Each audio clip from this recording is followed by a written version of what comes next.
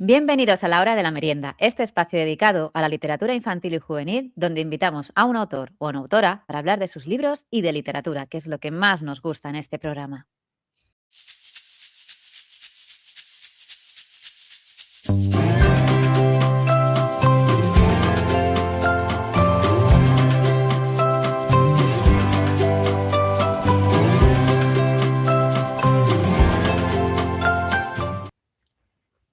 Si queréis conocer a más autores que nos cuenten sus secretos como escritores o descubrir las historias que funcionan entre los jóvenes lectores, os animo a invitarme a un café en el link que encontraréis en la descripción de este capítulo o compartir esta entrevista en vuestras redes sociales etiquetándome como @RocíoCamposRZA. Hoy vamos a hablar del panorama actual de la literatura infantil y juvenil. Y para eso he invitado a la especialista en este tema y promotora de la lectura, Lara Meana. Lara, bienvenida, ¿cómo estás? Pues aquí un poco resfriada, pero muy contenta de tomar un café contigo, Rocío. La verdad es que yo también estoy muy contenta de que hayamos podido sacar este hueco para hablar de literatura. Bueno, yo voy a presentar un poco a Lara. Yo conocí a Lara cuando regentaba la librería El Bosque de la Maga Colibrí en Gijón, en Asturias, que además estuve yendo un par de años seguido por el Festival Celsius y yo tenía que ir a esa librería. Ella es autora de los álbumes infantiles Maya y Selou, de la editorial Tule, o Arlequín, con Bárbara Fiore. Ella también ha sido bibliotecaria, realiza talleres con niños y jóvenes sobre lectura, ha sido traductora, editora y además imparte varios cursos sobre promoción y análisis de álbumes ilustrados. Dos de ellos los tenéis en la plataforma de Paris, que yo siempre animo a la gente a ir a esa plataforma porque es una maravilla para aquellos que amamos la literatura infantil y juvenil y la literatura en general.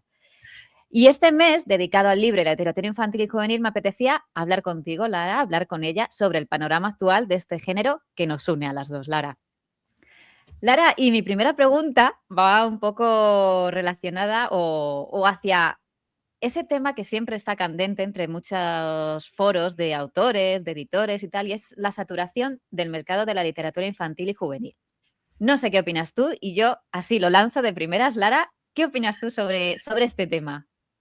Hombre, está clarísimo que está hipersaturado y que más que la saturación, que es algo que llevamos muchos años hablando de ella, creo que hay un fenómeno nuevo que es la aceleración del mercado.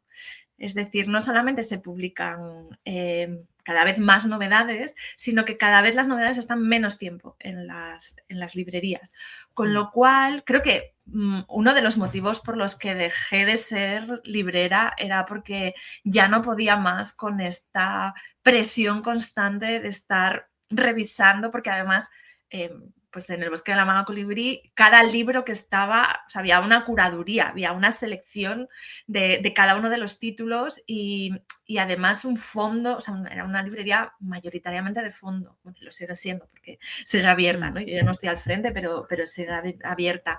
Y cada libro hacíamos una selección previa y de todo lo que llegaba, pues teníamos que valorarlo para ver si se quedaba o no.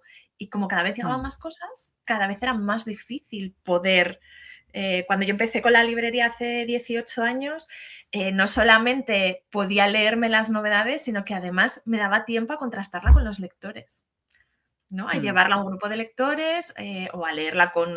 Yo siempre ando buscando niños y niñas a mano para, para poder leer y de alguna manera me daba tiempo a pasarlo por el filtro de los lectores y no solo por el mío de especialista. También porque yo aprendo mucho a leer. O sea, yo aprendo a leer, sobre todo el álbum ilustrado con los niños y las niñas.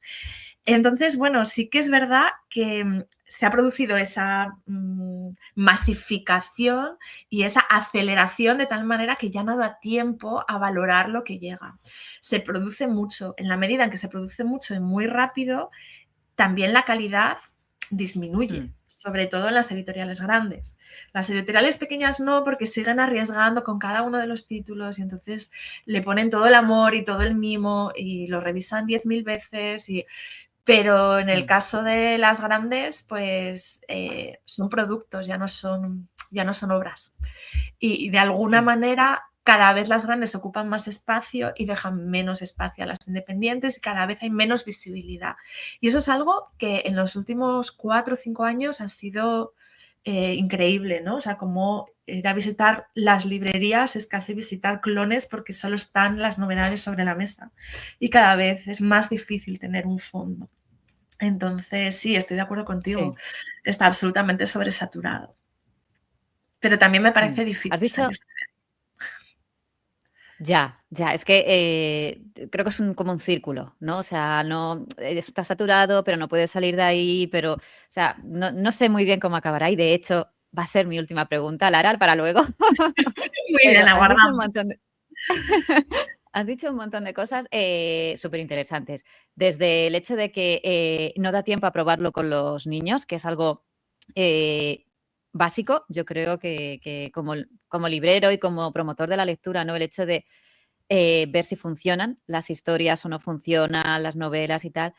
Y también algo relacionado con la siguiente pregunta que yo tenía es que, ¿cómo es el panorama actual de la literatura infantil? ¿No? Porque yo creo que ha cambiado desde, bueno, pues con esta saturación, ha cambiado un poco cómo han cambiado las lecturas, cómo han cambiado las historias, tanto las editoriales grandes, como has dicho, que al final son productos, como al final también las pequeñas, que aunque cuiden y sigan cuidando y sigan siendo resistentes a publicar poco y a publicarlo cuidado, yo creo que ha cambiado en los últimos años la literatura infantil y juvenil. No sé cómo lo ves tú.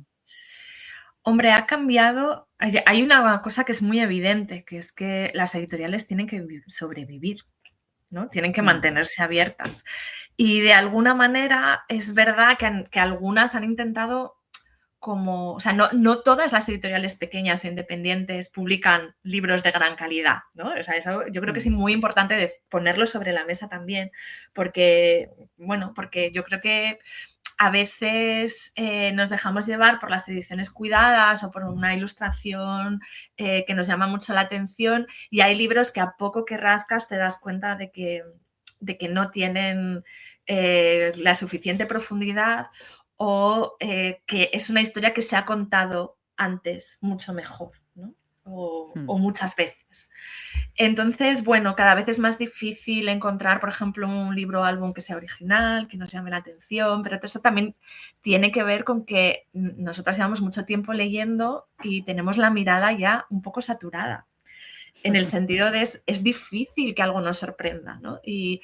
Y cuando lo consigo, o sea, cuando consigo, pues hace poco fui a una librería en Coruña y me encontré con un libro de Sergio Rutzier, que es un autor que me gusta mucho, al que adoro.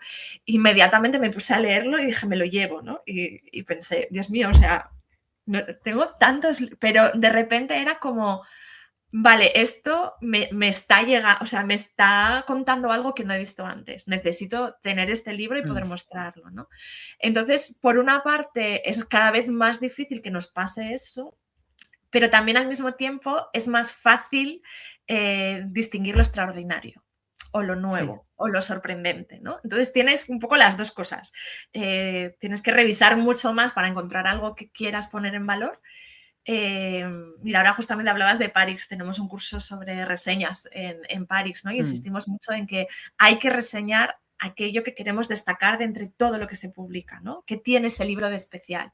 Entonces, cada vez es más difícil encontrar algo especial en un libro, pero casi es como un anuncio luminoso, ¿no? Que hace, no, no, no, hola, mm, estoy aquí, léeme, ¿no? Que te aporto algo, una mirada distinta. Entonces, bueno, yo creo que ahora mismo el panorama editorial requiere tener el ojo entrenado, requiere seguir leyendo mucho, que creo que es algo que a veces se nos olvida, que necesitamos leer mucho, mm, también para poder distinguir lo bueno de lo malo. Y, y yo creo que hay que ser valientes también, intentar ir más allá, o sea, yo creo que lo que estamos intentando también con las redes sociales, en el momento en el que vivimos en un mm, momento social acelerado y necesitamos encontrar como momentos de calma que nos permita no leer a prisa, sino detenernos y hacer una mm, lectura también más profunda de las cosas, ¿no? mm, Al final, el mercado editorial, tanto las grandes como las independientes, están yendo hacia un modelo de lectura más superficial, más rápido, con mensajes más claros, menos sutiles, porque no tenemos tiempo para pararnos leer y extraer esos otros significados más profundos, ¿no? Y porque no nos podemos engañar, lo fácil vende más caro. Sí, es así. Es así, o sea, yo me paso el día haciendo formación y llevo libros y todavía me pasó ayer en una sesión con docentes que me decían, es que solo conocemos 2 libros de todos los que nos has traído, ¿no? Y además yo hago una selección en el que hay desde libros de cuando yo era pequeña, porque me parece importante que en las bibliotecas escolares no expurguemos todo solo porque está viejo, sino que hagamos una selección de...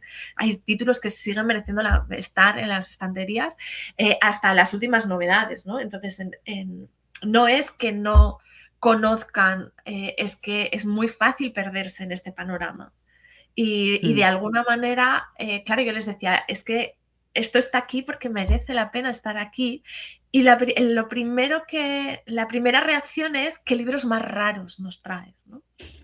Uf, esto no sé si me Ya. va a gustar, esto no, este lo cogí porque no me interesa nada. Y luego lo abren y dicen, wow, pero esto es una maravilla. Es decir, que los buenos libros necesitan tiempo y necesitan Sí, espacio. Y cada vez tenemos menos tiempo y menos espacio. Entonces yo creo que eso también va totalmente de muy acuerdo. relacionado con lo que nos da el mercado, ¿no? El mercado nos da cosas que sean muy resultonas, muy fáciles, que tengan un mensaje muy evidente y claro, al final si tú para mantener tu proyecto editorial pequeñito o tu librería pequeñita necesitas encontrar un equilibrio entre los libros que quieres publicar o que quieres tener y lo que se vende, si solamente publicas libros raros o que requieren más tiempo, entonces probablemente no puedas mantenerte a flote, ¿no?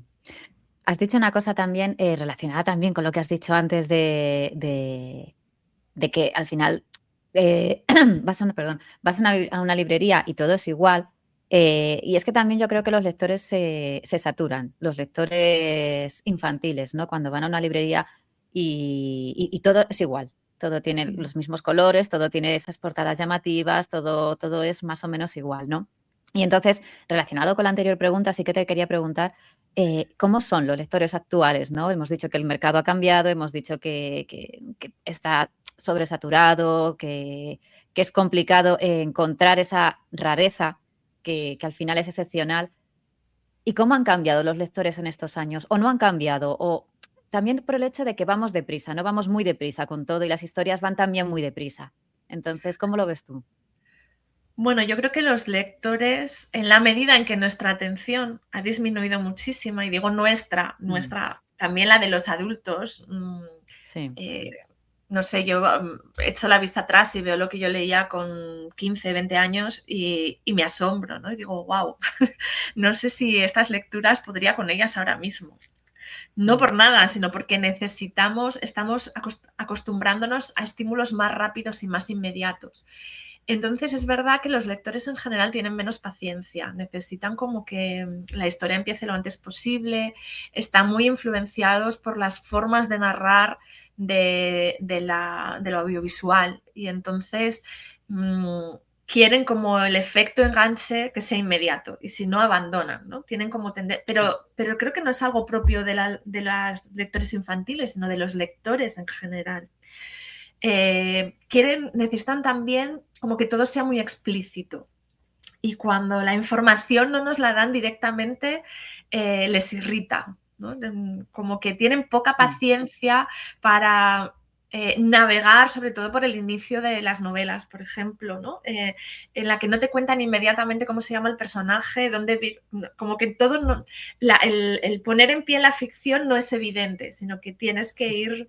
Y claro, al final, también cuando escribes, entiendo que quieres captar la atención del lector, pero yo tengo mucha confianza en los lectores, ¿no? Yo quiero que ellos sean los que, o sea, yo creo en su capacidad para entender lo que nos está contando, ¿no? Y creo que además el valor de lo literario es entender lo que nos está contando, es ese enigma, es intentar resolver el enigma de algo que está en el libro y que no sabemos nombrar, ¿no? Que no sabemos poner el foco o, sí, nombrarlo, no sabemos Mm. identificarlo, qué es lo que nos gusta de un libro, ¿no? Para mí eso creo que es lo Sí. más importante, ¿no? Cuando yo llego a un libro, y creo que a los lectores les pasa lo mismo, y hay algo que nos inquieta, que no terminamos de entender, que no sabemos si nos gusta o no nos gusta, y estamos en esta intentar ponerle nombre, creo que es una lectura mucho más interesante que una que simplemente la atraviesas y como dice Isabel Benito, no te pasa por el cuerpo, ¿no?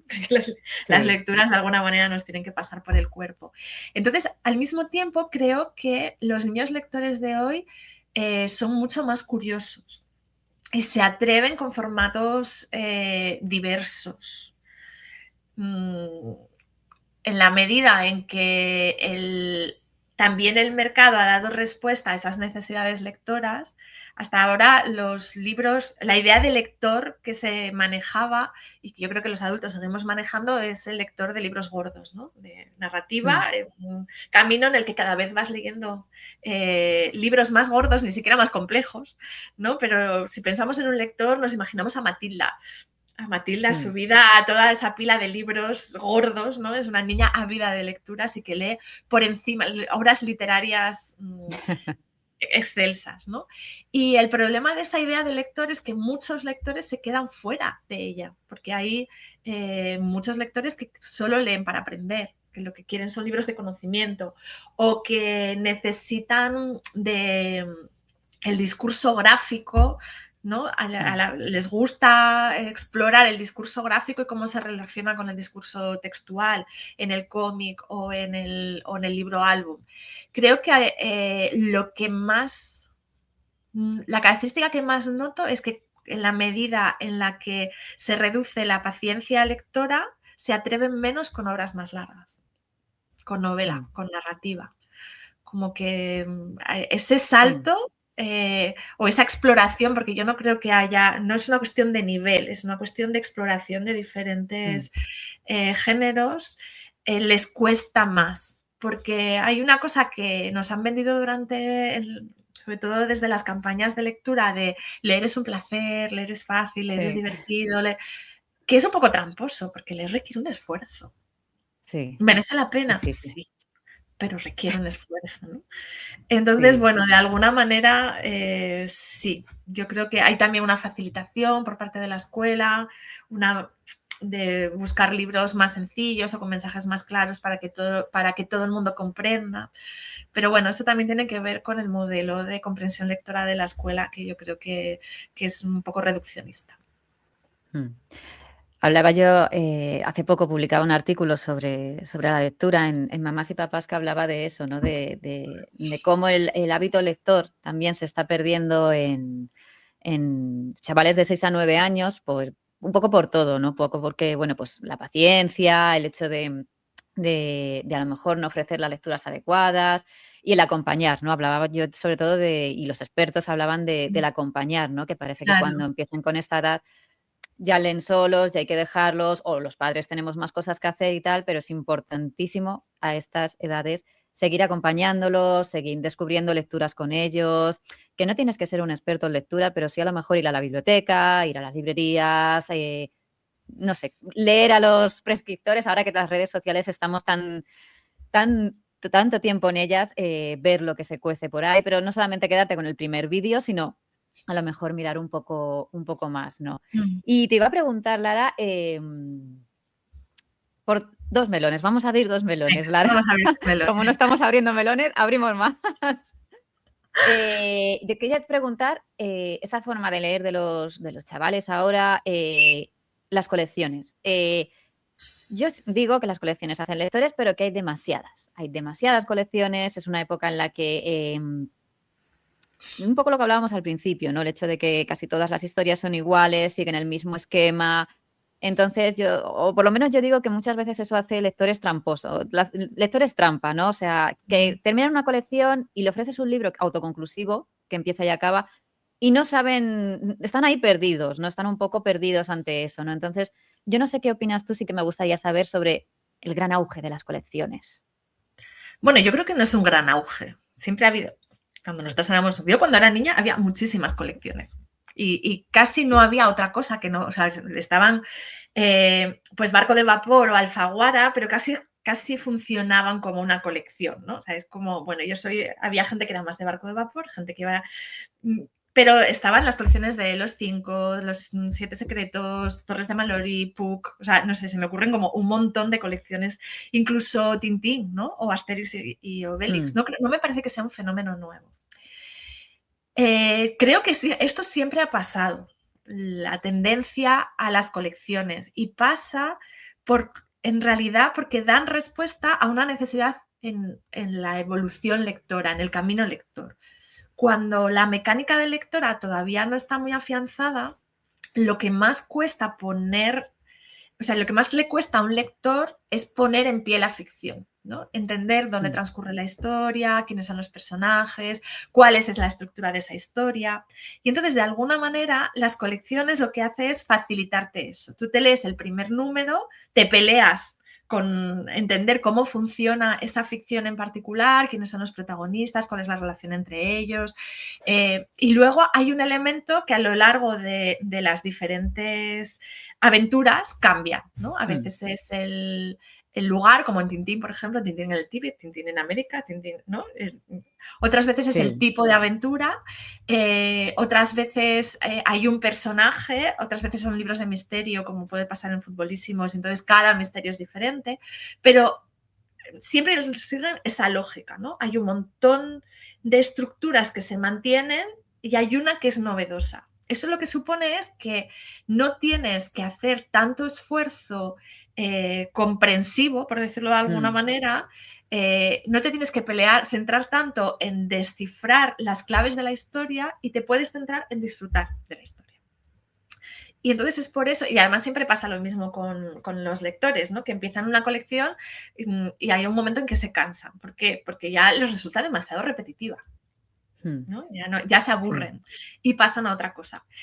¿Qué ocurre? Que sobre todo las grandes editoriales o las editoriales grandes, medianas / libro de texto, por ejemplo, las editoriales de libro de texto hasta ahora tenían como parte importante de su economía la prescripción en centros escolares. Y eso está cambiando mucho.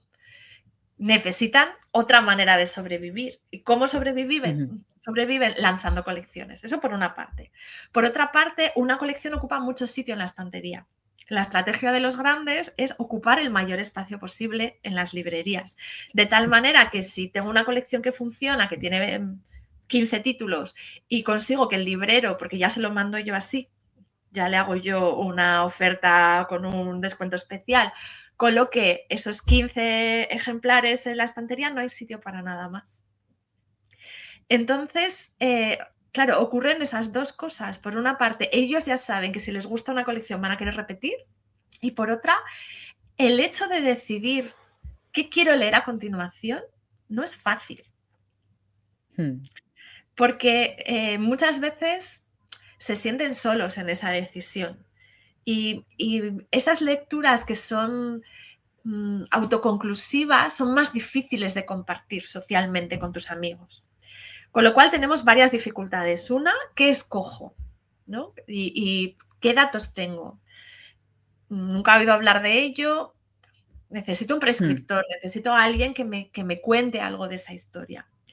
Los adultos también nos resulta mucho más fácil identificar colecciones que identificar de todos esos libros autoconclusivos cuáles son los que merecen la pena, porque requieren mucho esfuerzo de lectura. Entonces se recomiendan menos también.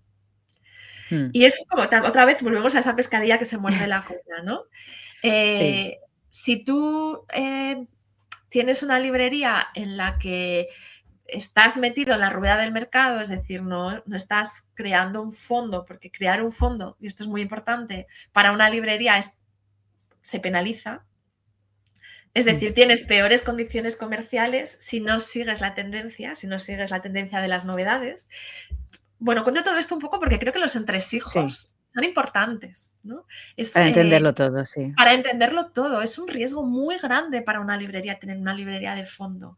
Y tienes que ir contracorriente y pelearte prácticamente con todos los distribuidores y todas las editoriales que lo que quieren es que tú tengas lo que ellos quieren que tengas.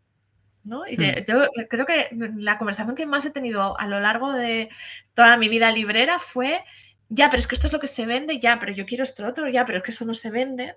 Y al final tener que decir, bueno, pero ¿cuál es el problema? No, es que está en otro almacén y entonces tenemos que mandar a alguien a buscarlo para poder mm, servírtelo. Si quieres 10, vale, pero de uno en uno no. ¿No? O sea, ya, tienes que ir como continuamente contracorriente para tener esos libros. Y luego además te los tienes que leer y tienes que conocerlos mm, bien y te tienen que haber emocionado a ti o al equipo de la librería, porque en una librería siempre hay un equipo de lectores y entonces, o sí, con establecer muchas conversaciones con los lectores mm, también para entender no solo tu punto de vista, sino qué es lo que ellos buscan. Entonces, en realidad, cada vez las editoriales se atreven a publicar menos libros autoconclusivos.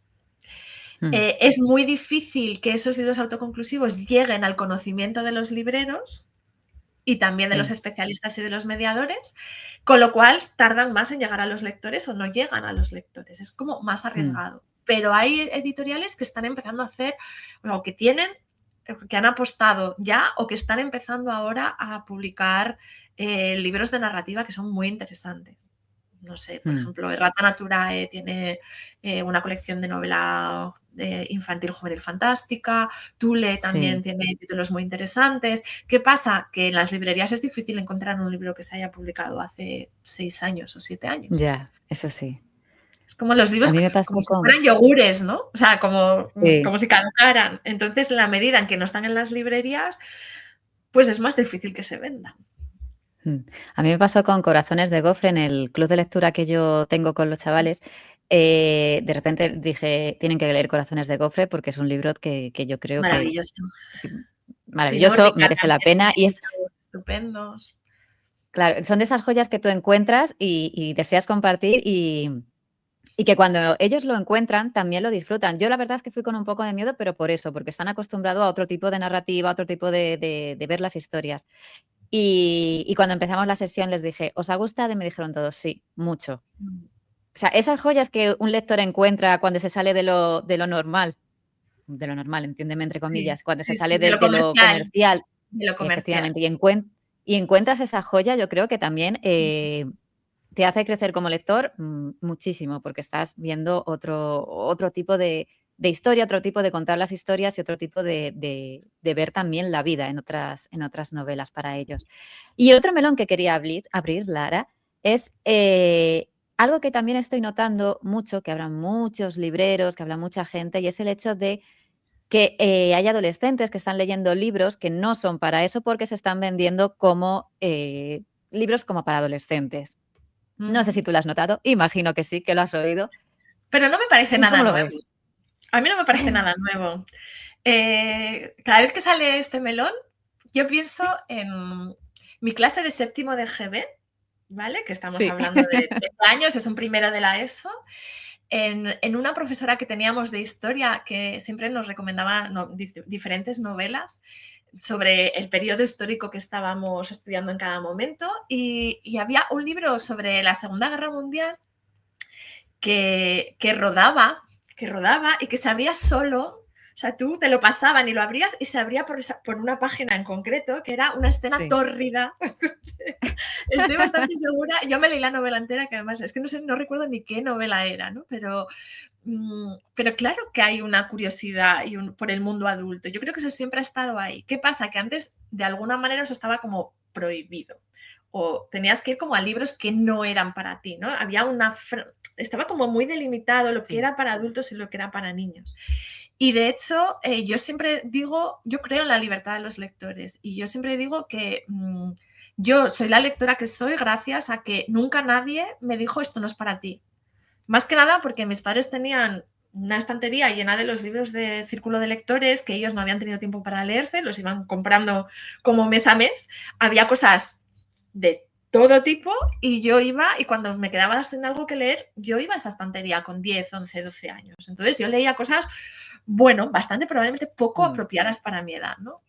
Pero creo que eso es parte de mi formación lectora también. Y con 13 años yo estaba leyendo a Daniel Steele, que también eran novelas tórridas. Y yo me iba a la biblioteca y me las leía porque tenía mucha curiosidad por el mundo adulto. ¿Qué es lo que me preocupa de lo que está ocurriendo ahora? Me preocupa que no hay diversidad en las propuestas, ¿no? O sea, creo que la labor que tenemos los mediadores, las familias, la escuela, los mediadores de lectura, es abrir nuevos caminos de lectura. Entonces, a mí no me preocupa que estén leyendo eso. Vamos a ver, si están viendo porno con 8 años porque tienen unos dispositivos móviles que, ¿no? O sea, ¿por qué con los libros nos asustamos más? A mí me preocupa mucho más que tengan un dispositivo móvil que está abierto a todo, ¿no? A cualquier cosa, veo lo que me sale a mí, no me puedo imaginar. O sea, me preocupa mucho más eso, que están viviendo experiencias que están viendo gráficamente violentas, sexualmente, bueno, que superan mi imaginación probablemente de adulta, pero ponemos el foco en que están leyendo, que es algo que tú te imaginas, ¿no? Cuando tú te imaginas, tú decides cómo te imaginas. Cuando lo estás viendo, no puedes dejar de verlo, ¿no? Es como... Entonces me parece un poco absurdo que haya esta discusión en el mundo educativo sobre los libros y las cosas que están leyendo, si son poco apropiadas o no, y no tengamos el otro debate, que es todo lo que no sabemos que están viendo o que intentamos no pensar que están viendo o viviendo. Entonces, yo por lo que abogo es porque los mediadores intentemos poner en las manos de los lectores diversidad de propuestas y que no estén leyendo solo eso, ¿no? Y yo creo que prohibirlo funciona, además. Pero sí decir, bueno, pues ahora, mira, has leído este, vamos, ¿por qué no pruebas con este o con este otro, ¿no? Y entonces ir dando fantasía, misterio, ¿no? Como otras narrativas que además sean más interesantes y tengan más profundidad, ¿no? Que también es... Ahí no sé, estoy pensando, por ejemplo, en autoras como Kingfisher, ¿no? T.S. Kingfisher, que tiene libros maravillosos con mucha complejidad y tiene 2 líneas, una que es más oscura y otra que es más romántica, que da respuesta a ese interés. Quizás no con escenas muy explícitas y tórridas, pero sí da respuesta a ese interés, pero con una calidad literaria y con otras tramas, ¿no? En el mismo tiempo. Entonces yo creo que diversidad. Lo que pasa es que yo creo que el problema de eso es lo que hablábamos antes, ¿no? Que al final se recomiendan unos a otros o leen lo que aparece más en TikTok, lo que más marketing genera.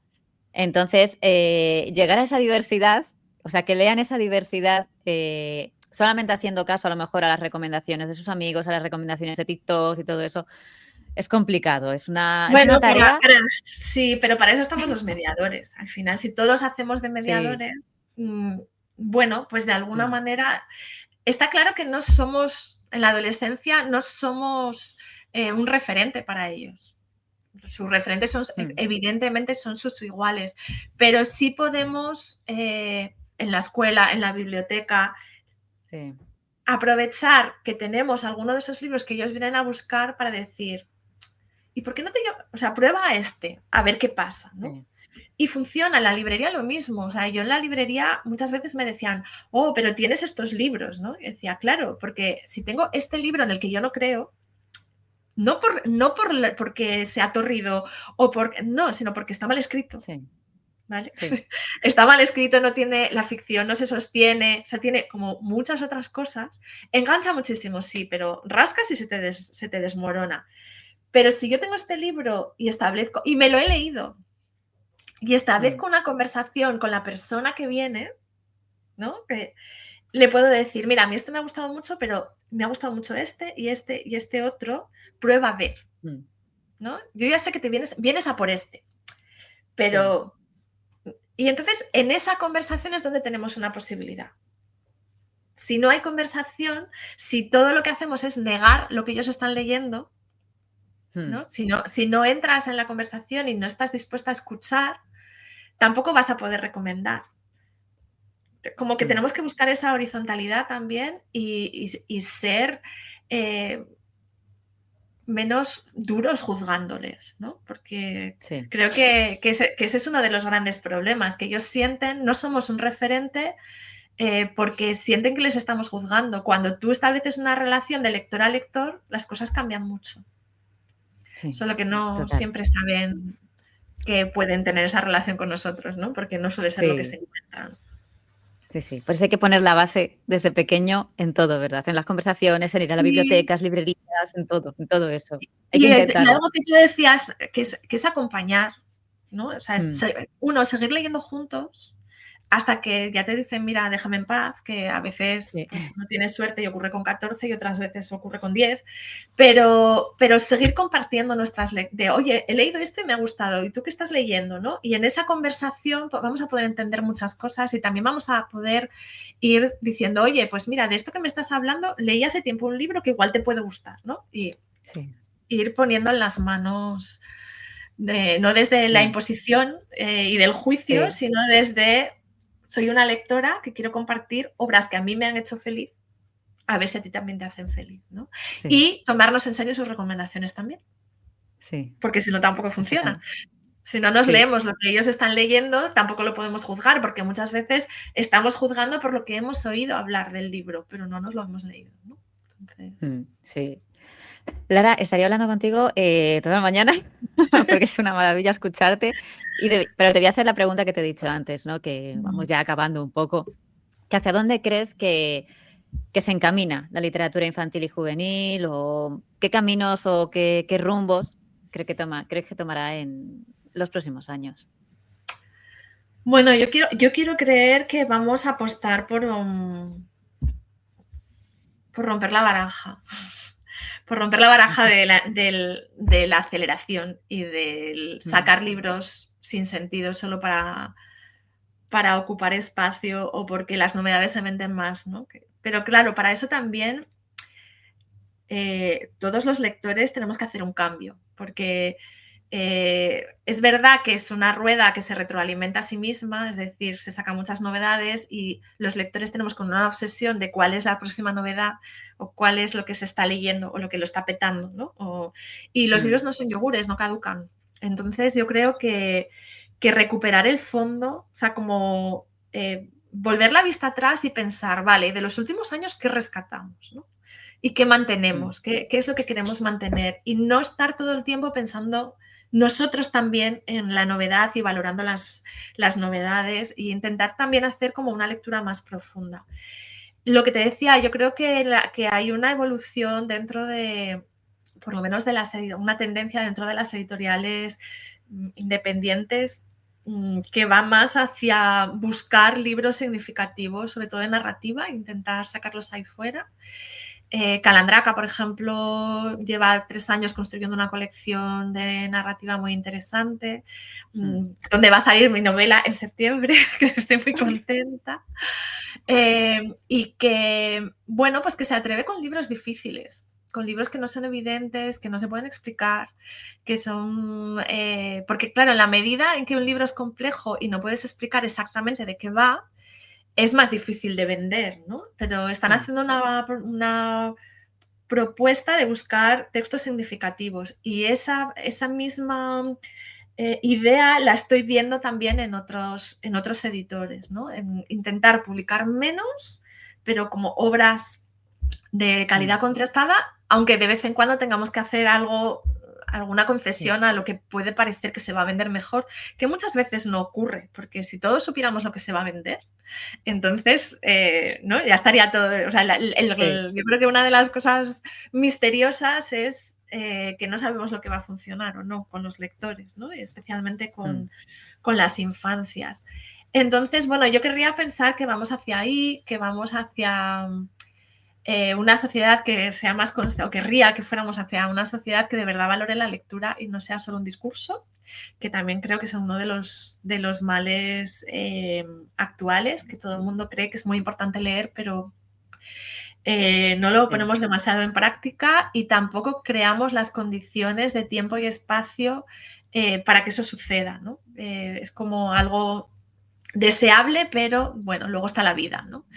sí, Y, y creo que es importante invertir en formación que se invierta también desde las instituciones en mantener las bibliotecas con personal que tenga tiempo para establecer estas conversaciones, ser realmente interlocutores de los lectores, porque si simplemente tenemos personal que gestionan el préstamo pasando el código de Sí, barras y ya está, porque no tienen tiempo para nada más y tampoco tienen tiempo para seleccionar los libros que van a formar parte del fondo, y se pierde esta idea de que una biblioteca no se mide en el número de préstamos, sino se mide en la calidad de los libros que están en las estanterías y de la capacidad de construir un fondo que tenga vocación de permanencia y no que dé respuesta solamente a los intereses de ahora mismo de los lectores, que dentro de un año ya no serán los mismos, entonces tendremos un montón de libros que nadie va a sacar. La inmediatez, ¿no? O sea, en la medida en la que sí, podamos construir espacios para la lectura de calma, no sé si calma es porque igual suena muy en New Age, ¿no? Pero sí, espacios, relajada. tiempo y Sí, silencio. Silencio no me refiero a una biblioteca donde no se oiga sí. nada, sino silencio para interior, para poder de verdad aproximarnos a esa lectura, ¿no? En la medida en que las escuelas la lectura de verdad empieza a vertebrarlo todo y no sea solamente algo para trabajar, X, lo que Sí, sea, bueno, pues si trabajamos todas en esa línea, pues igual las cosas son diferentes, sí. pero no sé si es mucho esperar. Y más ahora con la IA, o sea. Ya, es otro melón que hablaremos en otra ocasión. Muy bien, Nos cuando meteremos quiera, Rocío. con ese melón en otra ocasión. Pero hablaba yo, por ejemplo, en la newsletter que envié el domingo, eh, de ese momento de reflexión cuando los lectores cogen un libro y en su interior empiezan a surgir preguntas. O sea, ese momento de reflexión interno, yo creo que te hace crecer como lector y Sí. te hace valorar las buenas historias que tienes entre las manos. Y Lara, estaremos muy pendientes de esa historia de septiembre, que además yo suelo ver las novedades de Calandraca y, vamos, tengo muchísimas ganas de tener ese libro entre las manos. Pero recomiéndanos un par de libros, ahora que, bueno, pues eso, estamos en el mes de abril, el mes del libro, un par de libros que perduren, Lara, no solamente en abril, sino todo el año. Un par de libros. ¿Para quién? Es que así como Mm, en abstracto, me los que tú resulta, me resulta, consideres así. me resulta Tanto como álbumes, novelas juveniles, lo que tú. Yo sé que es un montón, que conoces un montón y tienes muchos años de experiencia, pero no sé, un par de libros, un venga, par un de par de libros. cuentos. Esto me lo tenías que haber avisado. Esto lo tenía Pero esto es preparado. la emoción de lo que salga ahora, Lara. Porque ahora mismo digo, bueno, pues lo que tengo aquí encima de la mesa, o sea, que es de Pues eso mismo, un Lara. Si montón todo de lo que libros. vayas a recomendar, está Mira, bien. dos libros que han pasado, dos álbumes que han pasado muy desapercibidos, ¿vale? En el momento en el que se publicaron. Uno es Dibujo de una ciudad, que es un libro que está originalmente publicado en la India. Es un libro que está hecho a mano y que desprende un olor tremendo a tinta. Yo tengo este libro desde hace 10 años o 12 años y todavía sigo viendo a tinta, y que cuenta la historia de una niña que nace en una comunidad donde las mujeres no pueden cantar, ni aprender a leer, ni a escribir, ni dibujar, ni dedicarse a nada artístico, y acabó siendo una de las artistas más importantes de la India. Es una historia bellísima para niños, jóvenes y adultos. O sea, este es como para Mm. todos los lectores. El otro libro, no me has dicho que solo dos, entonces voy a ir a una novela. Yo creo que la novela que más he recomendado con más éxito entre los lectores ha sido, no es una novedad, es un libro, yo creo que está publicado en 2017, Piratas del Mar Helado, que es Mm. una novela de aventuras que es de Frida Nilsson, la autora, y está publicada también, uy, me han salido dos de Tule, bueno, así de casualidad, también está publicado en Tule, y es una de las novelas más universales con las que me he encontrado, para lectores entre 9 y 12 años, dependiendo un poco de su, porque es una novela bueno, que es larga, entonces bueno, depende un poco, es perfecta para leer en voz alta con tus hijos, si tienes 7, 8, 9 años, porque es una novela de aventuras maravillosa, pero que además también tiene unas temáticas de fondo, unos dilemas éticos de esos que generan muchas más preguntas que respuestas, y es un gran novelón. Así que os la recomiendo a todos, también tengáis la edad que tengáis, os lo vais a pasar muy bien con esa novela. Hombre, yo Así siempre digo, y yo creo que muchos decimos que la literatura infantil y juvenil no solamente es para niños y adolescentes, sino también para adultos, que se para adultos, puede, vamos, yo la disfruto clarísimamente. como el Bueno, que venga, más, o sea, el último, que ya que lo tengo aquí, venga. me lo había sacado, es Araña toca el piano, que tiene un subtítulo Juega con los sonidos, y es un libro muy sorprendente, porque no tiene nada que ver con lo que te esperas. Si queréis entender cómo funciona la relación, bueno, iba a decir texto-imagen, en este caso será sonido y imagen, cómo funciona un libro-álbum, este libro es absolutamente maravilloso porque de lo que se trata es de buscar la relación que hay entre las dos imágenes de cada doble página. Ah, Tiene qué que ver chulo. con el Eso no lo sonido, conocía. pero también tiene que ver con la causa y el efecto. Entonces, bueno, por poner aquí este ejemplo, un caballo Sí, haría y una y para la pelota de pelota de ping-pong ping-pong. haría, con lo Sí. cual es el mismo sonido, pero lo que cambia es la velocidad o el ritmo, ¿no? Y bueno, así nos va planteando diferentes dobles páginas, algunas tienen que ver con una secuencia, y es un libro que cuanto más lo leo y lo juego, más me gusta. O sea, es toda una aventura. Así que, bueno, por Vale, enseñaros pues algo un nos poco quedamos con, diferente, y este está en Libros del Zorro Rojo. vale, nos quedamos con esas recomendaciones que luego también escribiré en las notas del programa para que todo el mundo lo vea. Y ya sí que me queda la última pregunta, que ya no tiene que ver con la literatura, Lara, y que siempre hago a mis invitados porque tiene más que ver con el nombre de este proyecto que yo empecé hace ya casi 8 años. Y es una merienda de tu infancia o alguno de esos momentos de esas meriendas de tu infancia que recuerdes. Pues mira, yo creo que la merienda, si pienso en la merienda de mi infancia, no es una comida en sí misma, sino es lo que mi abuela llamaba ir de merendola. Ella cogía lo que fuera que había para merendar en una servilleta roja de cuadros, ataba hacia un atillo con ella y nos la llevábamos de excursión. Las excursiones a veces eran muy largas y otras veces eran muy cortas, pero tenían una condición, que es que tenían que ser de aventura. Entonces era una zona rural y había que, bueno, en Asturias entre un prado y otro hay un muro de piedra con hiedra, con zarzas, entonces cómo pasar el muro o cómo meterte entre las dos líneas de pinchos que están puestas para que las vacas, bueno, era todo como campo a través, ¿no? Y a veces también implicaba, después de merendar, rodar por el prado en cuesta un rato, ¿no? Entonces, para mí esa es la idea de merendola, es como la idea maravillosa de merienda, independientemente de lo que uno coma.